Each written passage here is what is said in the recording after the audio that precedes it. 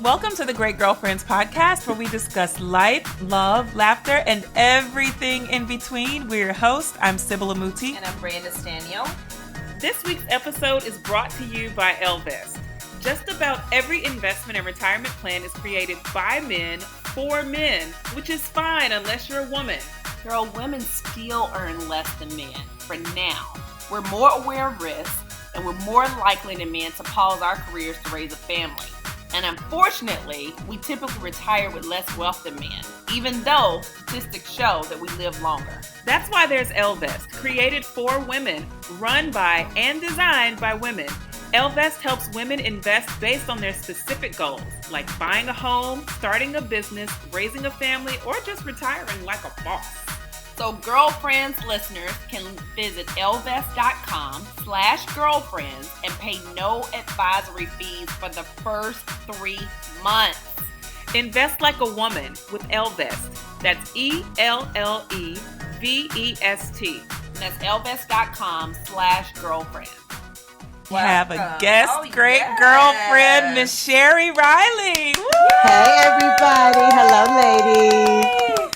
Sheri! Oh, my gosh. I'm so excited. I know we got you. We got you, girl. Girl, you know how you meet two people and feel like you've known them forever? Yeah. That would be us. It was a plug and play. Yes. You guys didn't get the background. We've been cackling and laughing for like 20 minutes before we even started the podcast. It's a whole separate show.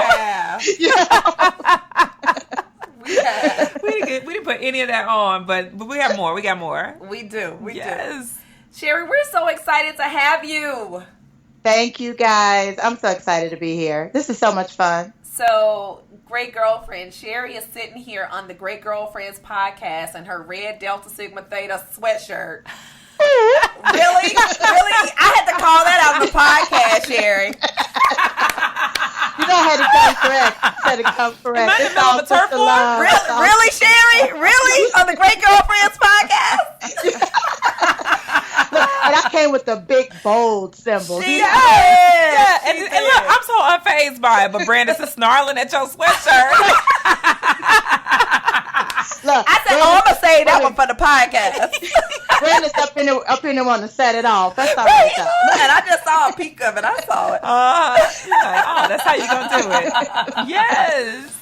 Oh, we're so excited. Yo, okay, so girlfriends, you're in for such a treat, because when I say it was plug and play, like there's so much of a backstory behind Sheri that we don't even have time to share, really, but it's just a story of great girlfriendship and how Sheri, actually, you came to life in physical form. Yes. We had heard so much. Well, you already knew. Yeah, I mean, I never met Sheri in person, but I had years of Sheri in my life and didn't know. I was like, when will I meet her? That is so funny. And I mean, Sybil has been in the midst of some of my closest friends, my husband. Yeah. And we're just now coming in each other's lives, but have been circling each other forever. Wow. I know. Wow. But that's how you know when you're good people, when it's like, it's you. Yes. Hey! Yes. Yes. Okay, because she's leaving out the best part. The best part is when all the pieces came together, I literally broke down crying. Because literally we have orbited each other's lives for so long. Yeah. But it was like a piece here on one conversation, and then a piece here when we met, and another piece here. And then when all the pieces came together, Brandon, I literally broke down crying in a crowded room. Because it was like, oh my God. I was like, you're that Sybil. Oh my God. Like all these pieces. And it was probably the most powerful great girlfriend moment I've had in decades. It was just so powerful. Yeah. That is so amazing. I know. And so we just had Michelle Hargrove host the Restoration Weekend, and Brandis left me. And she just rolled out. She just left. She did the Wonder Woman move, girl. Got on that invisible plane. Who comes to a remote island for a day? A baller. She just balled in and balled out. I mean, that's what she did. I supported her great girlfriend in her nuptials. So I get a pass for that. You do. You get a pass. Yes. But no, Sheri and I just had a chance to bond and connect and laugh and make memories. You did. You left me in great hands. She has on a red sweatshirt. I don't know if you knew that. You were doing that. It's all right. Yeah. Look, I know you just really are covered, Sybil. You are covered all the way around. Oh, Lord. Don't be hard with me, Sheri Riley. Miss Sheri Riley. You are covered from A to D. Oh, Lord have mercy. I love it. I love it. But girlfriends, you're gonna have to Google to get Sheri's corporate bio. That all that part, we don't do that here. That's not what we do. We tell the side story, the gas station story. Of how we meet amazing women. And so Sheri is someone, you can ask anyone that has known her over the course of their life, and they'll say to know you, Sheri, is to love you. And everyone has a unique love story, which is great, because I'm like, so I do get my own special space. That's important to me. And I really am so glad that I got my own little portion of your world. So, everyone says it about you, Sheri, but you have navigated, one of the most coveted careers in entertainment and music with superstars and glitz and glamour and all the things that so many of our listeners dream of. Yes. And you've made some pivots, and you've, had highs and lows, and you've been so authentic through all of it. So we want you to tell us the story of the girl named Sheri. Wow, the girl named Sheri. I am from a small town in Kentucky, and about 30,000 people. But around 13, 14, 15, I would tell everyone I want to work in the music industry, and I want to live in Atlanta. Now, just to give you a little backstory, that's at a time when there was no Google, no cell phones, no internet, right? So there was no music industry in Atlanta. L.A. Reid, who started LaFace Records, and Kenny Babyface Edmonds, because they were in the deal, running around singing R&B music. Dallas Austin and Jermaine Dupri, who are great producers out of Atlanta, they were in middle school, right? Wow. So when I was saying I'm going to live in Atlanta and work at a record label, it didn't exist. So I sounded like someone who was crazy, like I'm going to build hotels on Mars. But I just knew. And long story short, it took 8 years, all through college. I managed the DJs and threw parties, and I would call record label executives for 4.5 years. I would call them. I would send resumes and cover letters. And again, this is pre-computer. So I'm at the typewriter typing the cover letter, typing the resume, and I would do 20, 25 a week. And I did this for 4.5 years, and no one ever took my call. Wow. No one ever took my call. And all I wanted was a 15-minute informational interview. Yeah. Well, wait a minute. I did have two VPs, and I will not name the guilty. Okay. Who took my call, and they spent 10 minutes to tell me to stop calling them because living in Kentucky, I would never get in the music industry. Oh. Right. Dream busters. Yeah. But I kept pressing. And fast forward, I got an opportunity. I moved to Cleveland. I met Gerald Levert. I lost my job when I was in Cleveland, but I had this dream, and eventually I started working for him part-time. And worked with Gerald Levert, did the marketing for him and his artists, and then got the call to interview or do a screening interview in Atlanta for the job at LaFace Records. And it was supposed to just be a screening interview. And girl, please, the crack in the door was open. I was like, I'm going in full. Right? I was like, don't give me a crack. I've been trying this for eight years at this point. Oh my goodness. Girl, they said that we're going to fly you to New York for a screening interview. Girl, I came up in there. I had my own business on the side at the time, and I had marketing plans I had already written out.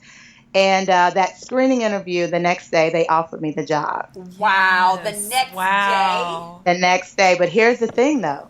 Again, I'm from a small town in Kentucky. All I know is integrity. I was in the midst of launching Gerald Levert's album, Groove On, which ended up being his only platinum album, his biggest album to date. And I couldn't leave. I was not going to leave at that integral moment in his career. And so here I am, my dream job offer. But I had this commitment, and I said, hey, I'll take the job, but I can't start until August. And this was in May. And they agreed to it. Wow. Just standing on principle, they agreed. And I started at LaFace July 31st. Wow. Yeah, so that's how I got into the music industry and when I say hit the ground running, I had 6 marketing plans to do in 30 days. Wow. For 6 different artists? 6 different artists. Wow. At this point, had LaFace built a catalog of artists, or yes, was it still at this the entry? point, I came to LaFace. Outkast was a gold album. Oh, okay. So we had a huge legendary cookout for them and their gold album. TLC we were actually at the beginning of releasing Creep. So we were finishing up the Crazy Sexy Cool album, which was one of the marketing plans I had to do.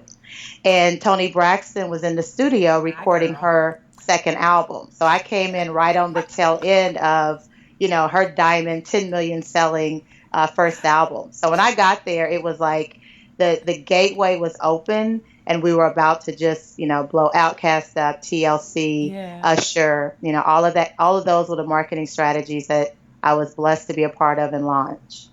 You don't know this, Sheri. I'm a super fan of Toni Braxton. Super fan. This is the second coming of Toni. I'm a super fan. I know all her songs, and I can sing them all very well. Go for it. Come on, give me some. I got her. Yes. Well, she was when I walked in the door, I had Toni, TLC, because I was the only marketing person, Usher, Outkast, Tony Rich, MacArthur, and there was one more artist, A Few Good Men. Those were the first projects. So I walked in the door with those as my projects. Wow. But Sheri, you even tell the story of how you met this teenage boy. Yes. Teenager. When I got to LaFace, he had just turned 15. I started in August. He was 15. He was going to turn 16. And he was this unknown kid. Nobody... he'd had Call Me a Mac. That was the song. And I was setting up a Christmas song for him off the LaFace Christmas album. That's the other project I had, the LaFace Christmas album. But when I came, his voice was changing, and he had acne, and he was this, he had the charisma of a 30-year-old man, but he was, 15. Wow. And so everyone was trying to figure out what to do with him. They didn't know kind of what to do. And he was, for me, I was not too much older than him. I was from a small town in Kentucky. I'd just gotten to LaFace, which was my dream. So all I knew is here's someone's kid and he has a dream. Yeah. And at the time, again, the record label was just kind of confused with what to do with him. And we just literally bonded over the underdog kind of mindset. And no one was really paying attention to him, which really was a blessing. It wasn't a blessing at the time, but it was a blessing on the back end because him and his mom could be as creative and innovative and crazy and hungry as we wanted to be in creating opportunities for him. And one of the things that was really significant in the launch of his career is him and he loves to shop. We spend a lot of time at the malls and at restaurants. And the one thing I noticed is whenever we were out, girls would run up to him naturally, but boys, teenage boys, college-age boys would all walk up to him and be like, yo, man, like, can I get your autograph for my sister? Can I get your autograph for my girl? And that was unique because most artists, dudes are too cool to act like they down with them, right? Yeah. But I saw how dudes were cool with Usher, and he was cool with them. And they didn't look at him as like the pretty boy. They didn't look at him as like he's not approachable. And I realized if I could continue to create this phenomenon with boys, because I already had it with girls, because, he was Usher. I was having to keep 40-year-old women off the 16-year-old. True story. Then I knew if I could capture that. And so out of that, we created campaigns with the NBA. we created a campaign. We did a PSA campaign targeted at young boys driving. And we created another campaign, all targeted really towards guys. And that was integral in establishing his foundation and really setting him up, because girls he had, dudes really, really supported Usher, and they still do. Yeah. I mean, he's an artist that really has that cool factor. Yeah. But you're talking about a superstar at this point. Like, that grooming that you were a part of, that's fantastic. Yeah, and a lot of it was him. I mean, when he was 16, he was bugging me for studio time when we didn't have a tour. We had no performances. I mean, there was no reason to go fight for a budget for him to go into rehearsal. But he wanted to really practice this move with a microphone stand. Wow. And probably I was gone from LaFace. So it had to be like 5 or 6 years later. Do you guys remember the Burn video? And in the Burn video, he has this where it's just him and a microphone. Oh, yes. That's what he was practicing when he was 16 and 17. Wow. He did that in a video. Like, he worked on that all those years. So when you see him live now and all that he does with his microphone stand, he had the vision for that and began practicing those moves when he was 16 and 17. Wow. That's amazing. Yeah. The boy is truly an artist, like in every sense of the word. Wow. That's amazing. Yes, I love it. So throughout this entire journey, because we hear kind of, what you've described, sending the resumes out, getting the opportunity, knocking the door down, was there any moment between the time in which you said, this is what I want to do, and the time in which you were working with a superstar like Usher, that you said, this is too much, I don't want to do it? What was I thinking? Let me crawl up under a bed and act like none of this ever happened. Every day.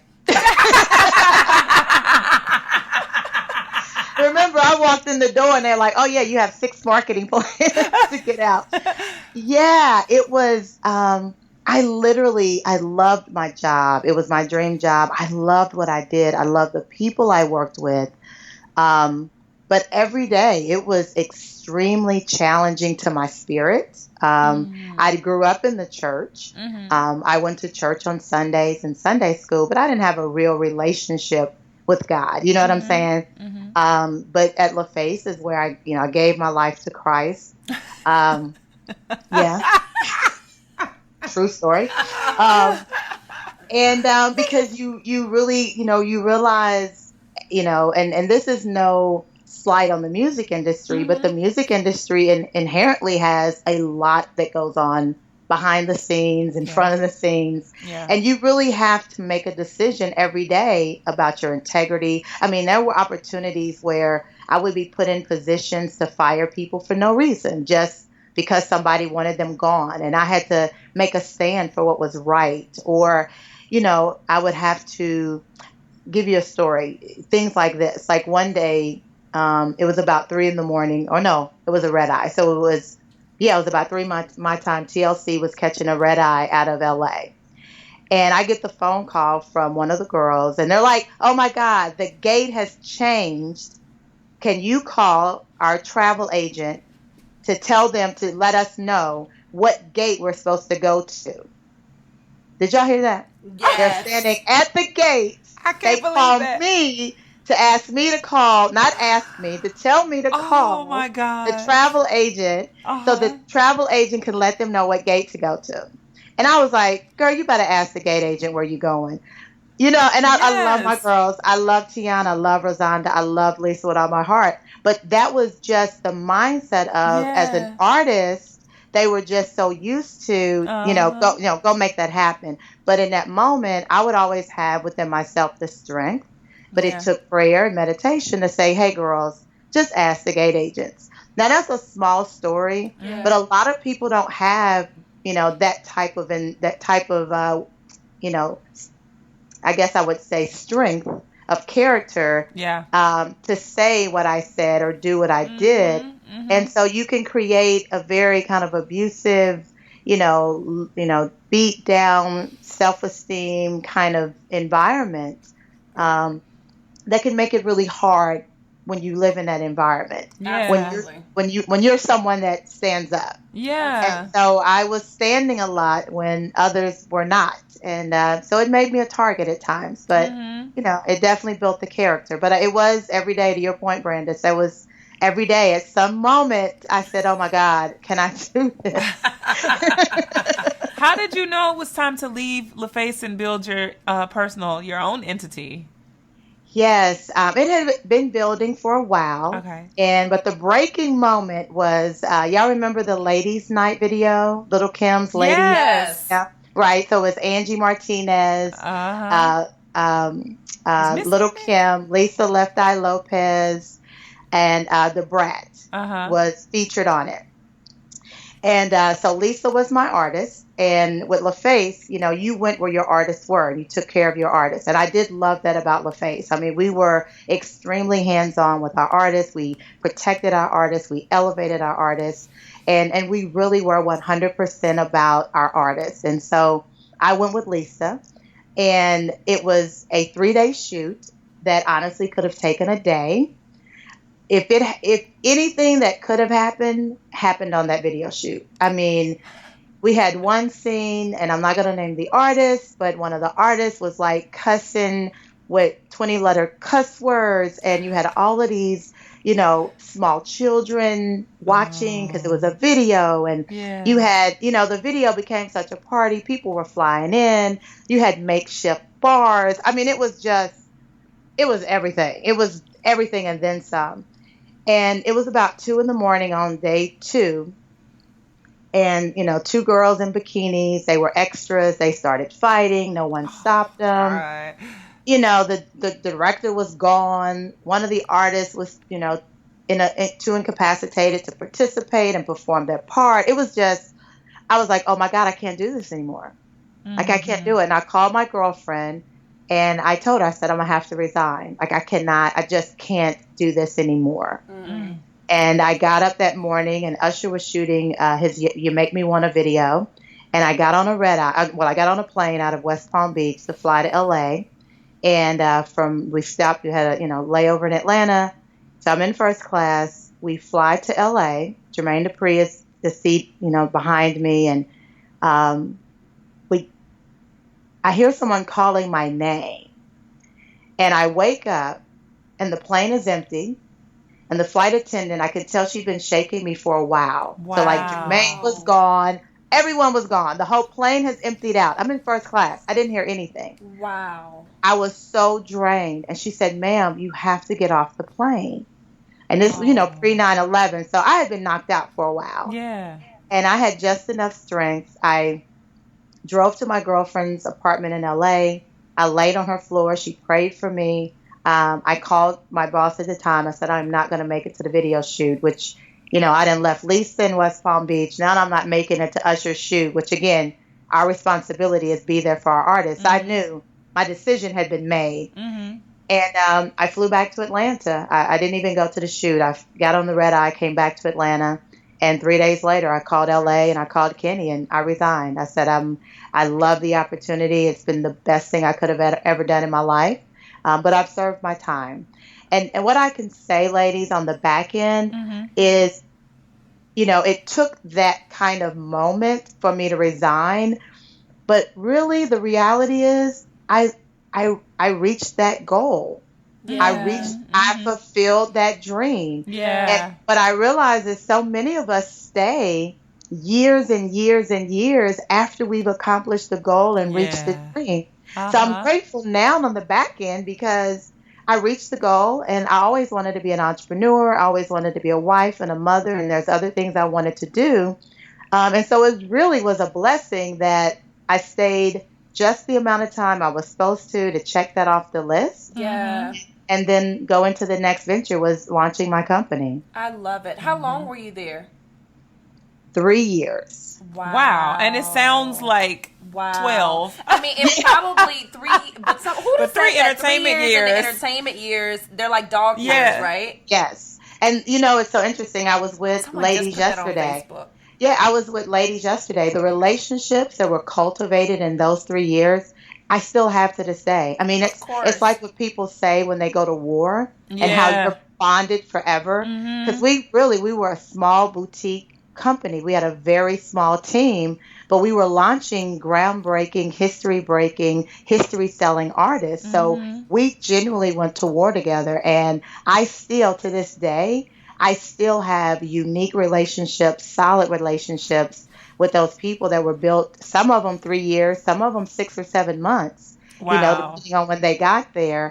And we're still, I mean, we're bonded. If you say you worked at LaFace Records, it's like this bond, you know, that, we share the truth. Wow. That's awesome. I love that, Sheri. I love that. Yeah. Let me ask you this question, because you were saying, you know, you knew that part of your story, you wanted to add wife, you wanted to add mom, like you wanted to add all these layers. Do you feel like, these were sort of milestones that were coming in a certain order, like LaFace had to happen before that? Or do you feel like LaFace put wife on hold? Or do you feel, because a lot of our guests or our listeners will say, I have my career, it's hard for me to incorporate the idea of dating or meeting someone when I have this kind of career that you have. We just had this conversation recently, and they haven't found a way to match all this up.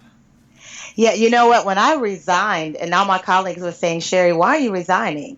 And I said, because I want to be a wife and a mother. And I knew that working in that environment, I was not going to be able to accomplish that in that environment. Not to say it wasn't impossible.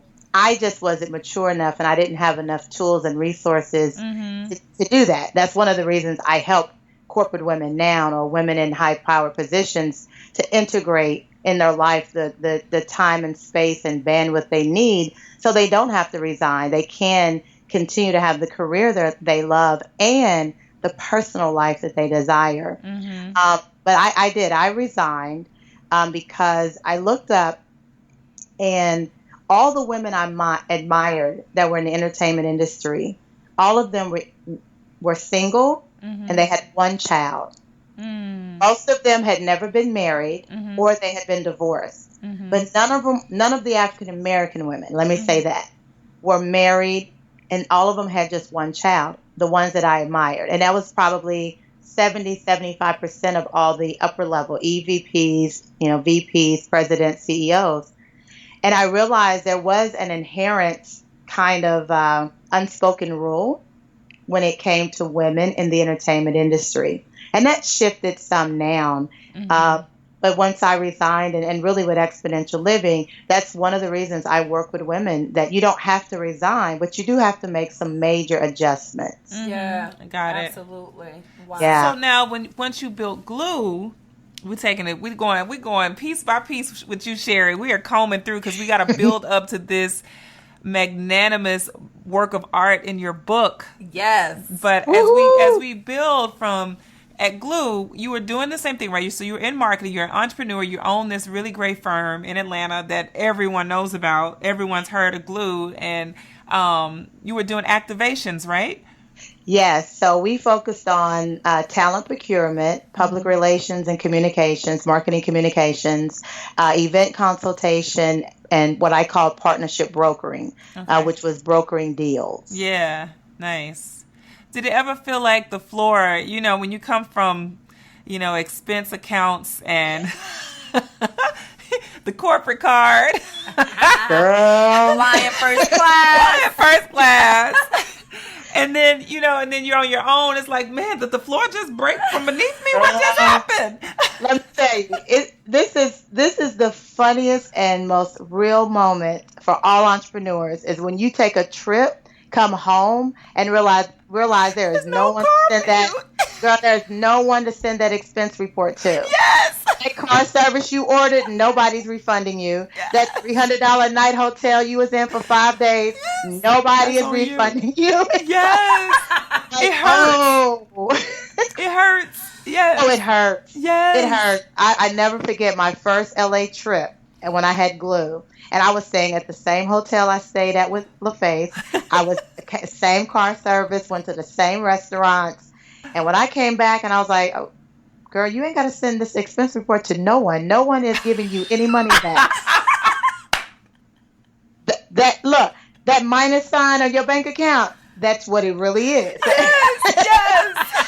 Every one of those deductions, that is exactly what it is. Yes. Oh my gosh. There's a serious paradigm shift that you have to go through when you leave a corporate environment and become an entrepreneur. Absolutely. How long did you have your agency, Glue? 17 years. Oh, wow. What are some of the things, if you could give us like maybe 2 or 3 things you wish you had known before you started your business? Oh my gosh. Yes. I wish I would have known that I need to always hire slowly, fire quickly. Yes, that's so good. That was number one lesson. Wow. The second thing I wish I would have known in the beginning is that I have to be strategic, but I don't have to spend a lot of money. Mm-hmm. And what I mean is a lot of times I would spend money doing great big presentations. Mm-hmm. And they were amazing. And, 50% of the time we secured the business. But what I realized is there were more innovative ways to accomplish the same goal without necessarily spending that kind of money or even putting that kind of effort into what I was pursuing. Right. And so I wish I would have, been more strategic instead of just moving. I moved quickly a lot of times when I should have thought more. Okay. Oh, that's good. Uh-huh. Yeah. You know how you can do, but you didn't necessarily think. Yes. And being honest, it was from fear. You think you've got to have the biggest balloon to win. When the reality is you just need the most useful balloon. Yes. You better say that. I love that. So true. Wow. Oh my gosh. So you had the agency for 17 years. Yes. And who were some of the clients you work with? The NBA and NBA Entertainment. We overhauled the entire Atlanta Hawks strategy. They went from having really no one in attendance, no relationship with the entertainment community in Atlanta.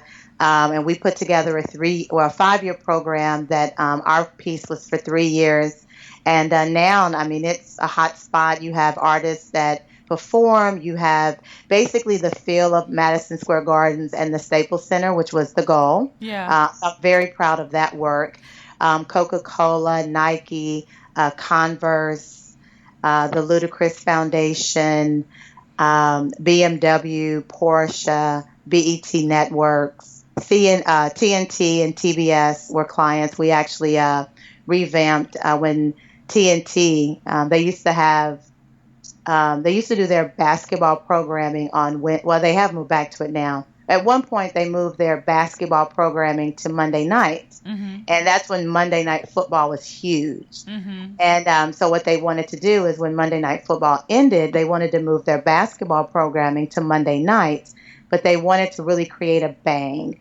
And we put together that entire strategy. We had Run DMC do the opening and really created this huge bang to help them bridge that gap and really create the brand awareness.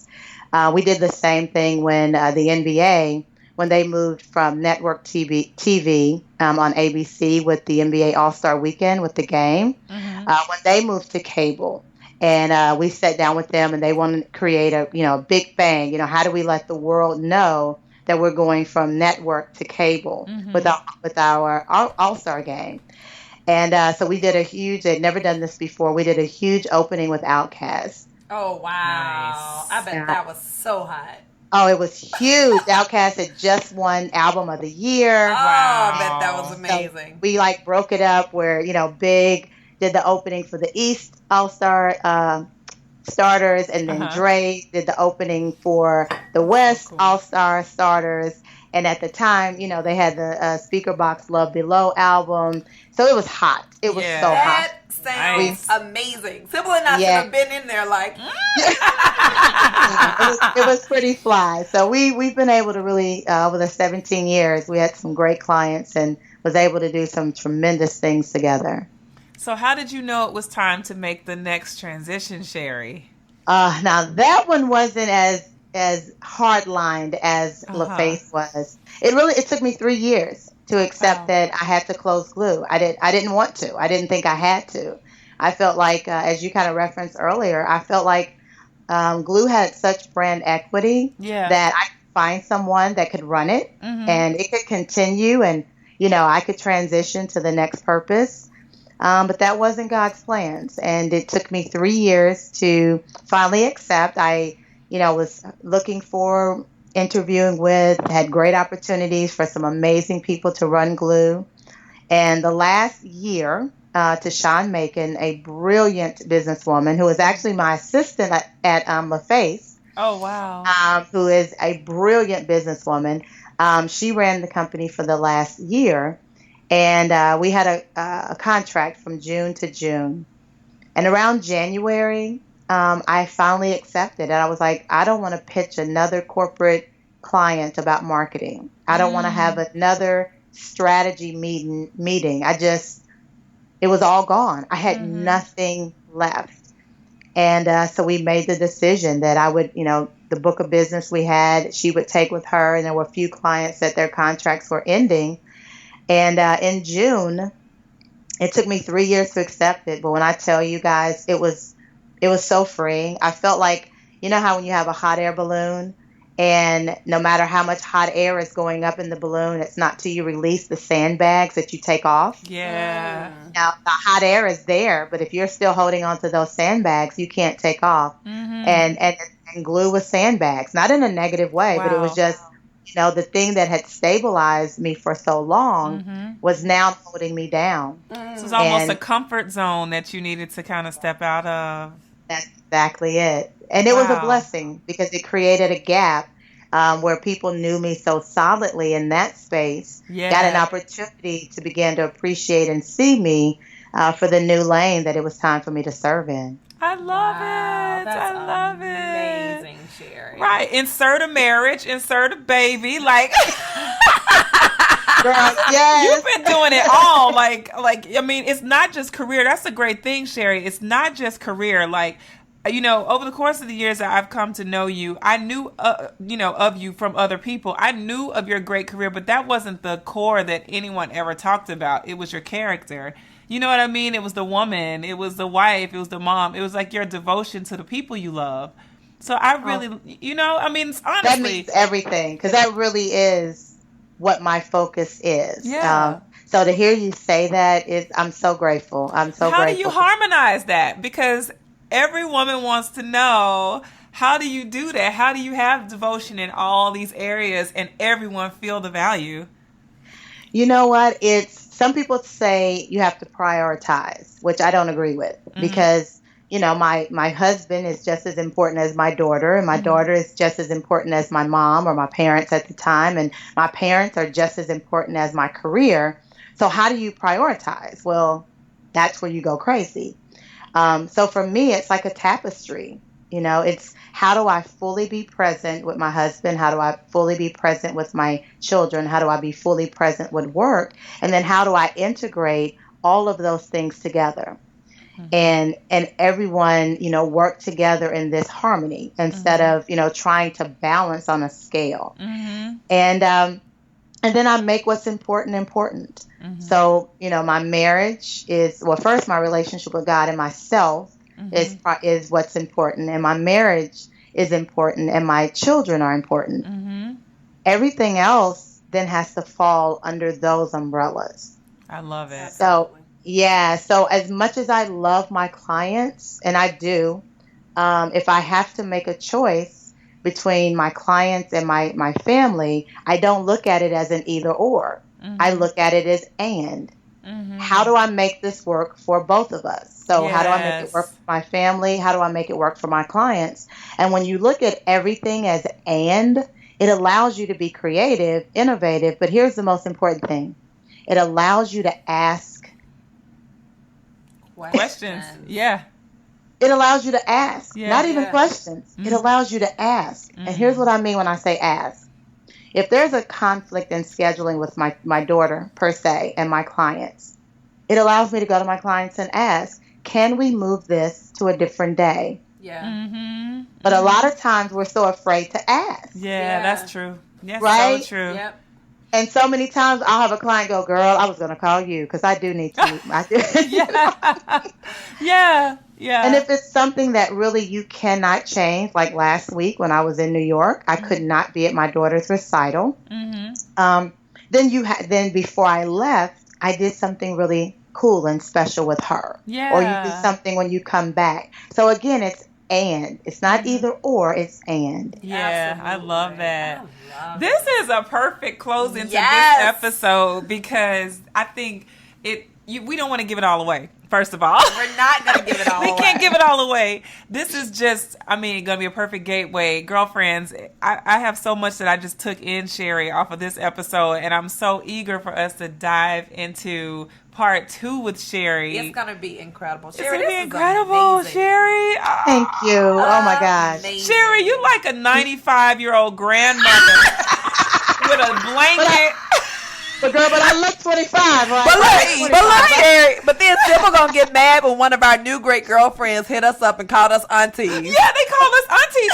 They're like aunties to us. I'm like, auntie? What does she mean? We're like aunties. Her name is Bun. Bun K called us aunties. I was good with it. Sybil's like, auntie. Sister. Right. She means sister. She means sister? What she talking about, auntie? But Sheri, you like that grandmother on the porch rocking with wisdom. Like, come here, baby. Let me just give you something before you go back to your house. I know. Sheri, we're super excited. So great girlfriends. We're gonna have a part 2 with Sheri next week. So make sure you tune in to next week because next week is when we're about to get all those lessons that Sheri has learned throughout all these years and all of these incredible experiences. Right. I look at Sheri's life as expansion. It just keeps expanding. Like it's exponential. Her pivot, it's exponential. Yeah. Your life is exponential. It's exponential. Well, Sheri, we thank you. Oh my God, you guys are so much fun. I can't wait until we're actually in a room with the three of us. But we're like really hanging because I feel like doing this podcast, like we're having so much fun. But can you imagine us in a room? I know. Crazy. Oh my God, we'll need hours. Crazy. I know. Crazy. So Michelle Hargrove, feel free to put us all in the room together. Put us all in the room together for Restoration Weekend 2017. Yes, I know that would be so much fun. That would be awesome. Well, Sheri, we always close out with thanking our husbands, and Kwaku is my dude. That's my man. Well, thank you, Kwaku, and thank you to Rich Daniel, my boo. Ooh, and thank you to Javon Riley, my boo. Ooh, I like that. Yes. Ooh. And then to these cheerins. And oh my gosh, Dynasty and Dominique. Thank you guys. Beautiful names. names. And Miss Sky. We got up at 5 a.m. this morning. Ooh. Your baby's so cute. Oh my God, she's so cute. And your adorable. Sybil, let me tell you, your babies are like literally an episode of Full House. They are. On Instagram, and I'm like, what is the episode today? I love them. I know. They're so funny. Oh my gosh, they crack me up. Sam and Dilly, who I know they listening, we love you and thank you for being so patient with us on this podcast we're doing. Yes, and to all of our family, our moms and dads, sisters and brothers, aunts and uncles and cousins and nieces and nephews. We have to thank them all. We get called out, Sheri. Oh Lord, go on, Sheri. Shout out your women. And to my sorors of Delta Sigma Theta Sorority Incorporated. Sorors of Alpha Kappa Alpha Sorority Incorporated. I had to give Sheri that moment. She's a guest. I'm from the South. That's what I do. There we go. I'm just here in the middle of this turf war. Just hold it down. Oh, Lord. And I got to give a special shout out to Miss Portia, who is actually here. And she's filming some things for our YouTube channel. So shout out to Miss Portia. Yes, thank you, Portia. Uh-oh. Hold on. Did we lose something? Nope, we're still perfect. Here. I'm going to be able to edit this out. So please make sure that you listen every week on iTunes, Stitcher, Blueberry, Podcast Republic, Podcast Bean, and every other podcasting source. Absolutely. Check us out on social, on our Instagram. The Great Girlfriends. On Twitter. _Great GFS. On Facebook. The Great Girlfriends. And please join our Facebook group. We're 13,500 strong. Our goal is to be at 16,000 by the end of this year. And Great Girlfriends, I know we can do it. I know we can do it. Yes. Let's get it done. All right. Well, make sure you post your questions online. You share with your friends. Keep listening and keep being a great girlfriend. I'm Sybil. I'm Brandis. And I am Sheri Riley. And we're signing off. Peace.